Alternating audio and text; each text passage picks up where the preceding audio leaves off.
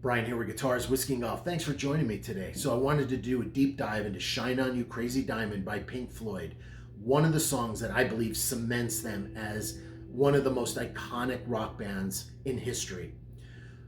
The reason I think this song is so iconic is because it's written by Rick Wright, David Gilmour, and Roger Waters. So it combines the musical sensibilities of those three guys, and I think the sum of the parts is greater than the individuals. You know, it's their combined talents, and each one brings something to the song that's different and amazing. You've got Roger Waters' lyrics written about Syd Barrett, their former leader and founding member, who unfortunately succumbed to mental illness. And that's what Shine On You Crazy Diamond means. It's like a plea or a prayer to Syd Barrett to once again shine and be that inspiration that he once was. But sadly, he succumbed to mental illness and never really fully recovered and was never able to rejoin Pink Floyd and contribute to the band. So Roger Waters wrote the lyrics. The song starts with a 2-minute stretch of keyboard playing by Rick Wright, and this is what he wrote. And amazingly enough, he holds down a G minor chord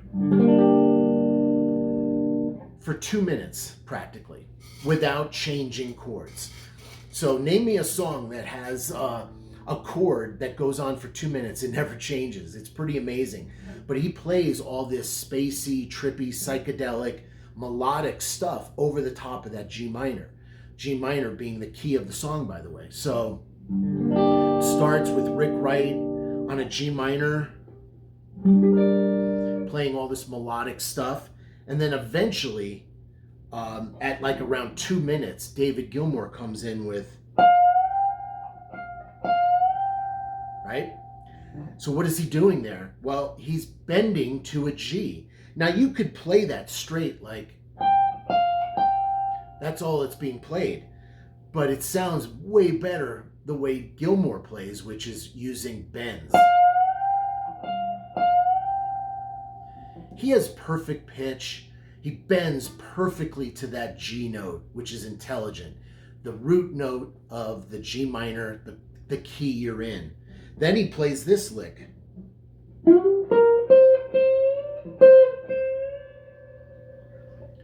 Pre-bend.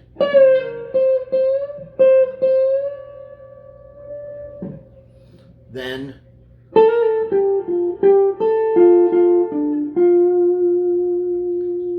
that's where he uses the G natural minor scale. This note here. That.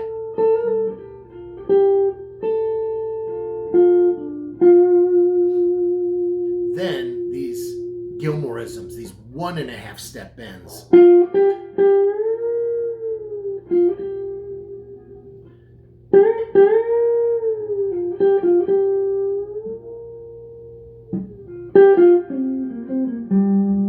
Resolve that to a G right there. So, you know, first example in this song of what I'm getting at, these David Gilmourisms, these big, huge bends, but bent to perfect pitch, which is not easy to do. I'm actually not that great at it. The next part of the song that I wanted to hit on, which, by the way, this is not a note-for-note transcription of this entire 14-minute song. If you want a transcription of the entire song, literally note for note, what David Gilmour plays, check out Brett Papa on YouTube. Brett Papa has his own YouTube channel, and he does amazing lessons on many things, but he did Shine On You Crazy Diamond, and he does a note for note transcription of every lick Gilmour plays in this song. So shout out to Brett Papa and the patience and time it took to put that lesson together. So check Brett Papa out. But the next iconic lick that comes in is this. Right? Right there, you're like, oh yeah, that's Pink Floyd. So what is that? Well, you're holding down the D string at the 8th fret. So you're fretting the D string at the 8th fret, and then you're fretting the B string at the 6th fret. And you have to arpeggiate through those notes which is 4, 2, 3, 1.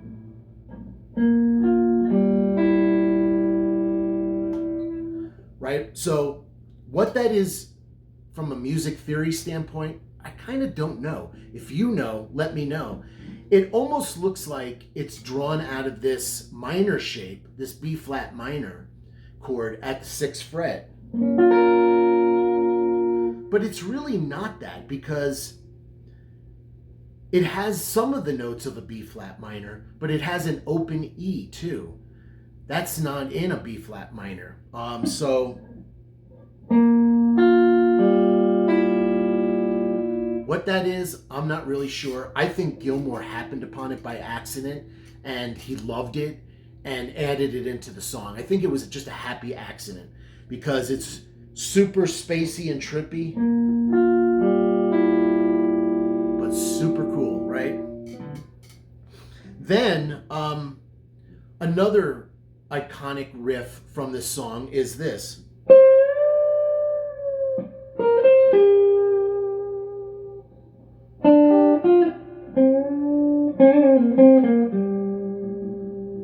So what's that? Well, these are just blues licks, but they don't sound like blues licks when Gilmour plays them over this track, because the track is so psychedelic and spacey that you get lost in it and you don't recognize that these are really just simple blues licks, right?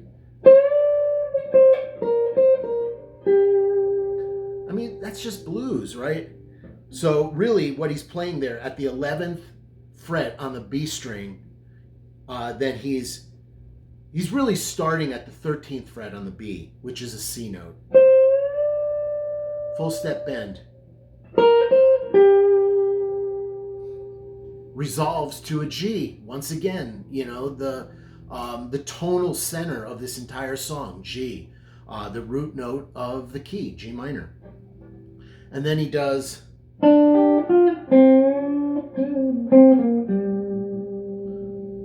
minor pentatonic stuff.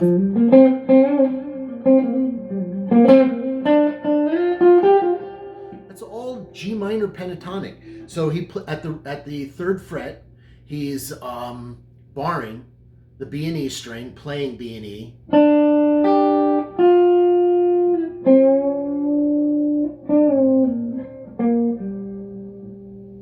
Once again, landing on a G.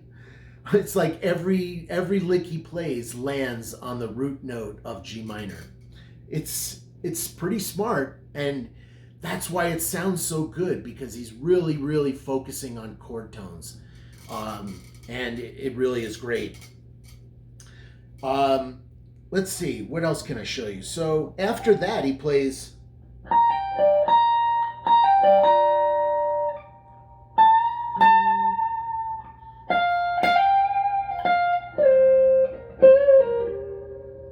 so that riff, you know, is really cool. And it's almost like, actually, to play it, it's almost like the beginnings of sweep picking. So you're barring at the 15th fret, the B and E string, and pulling off at 18. Then striking the B string.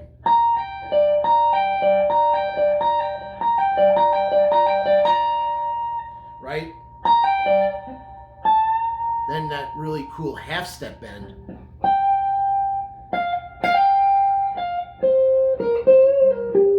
I don't think he ends it that way, but I'm just ending it in a bluesy way, which works within the framework of this song. So that riff again. And, you know, if you want to practice it slow.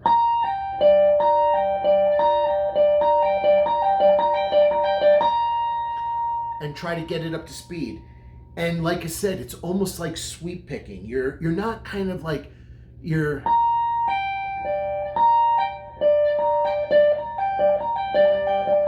the more you can sort of drag your hand up and down rather than focusing on picking, the more you can focusing on sweeping back and forth, I think the better it sounds.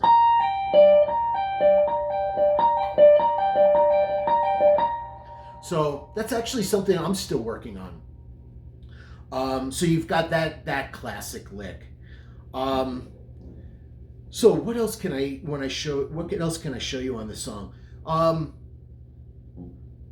Oh, you know what? There's a one last riff I wanted to talk about, which again has 1.5 step bends in it, and resolves to a really cool note, which is this. So it sounds like this.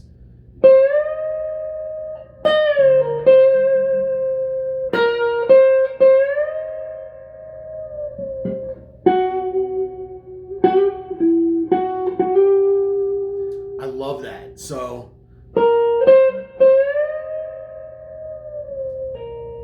1.5 step bend.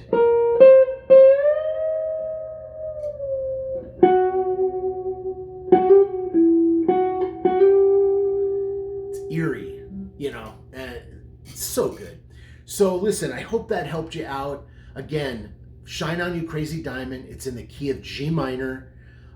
If you just focus on the G minor pentatonic scale, if you focus on that and then maybe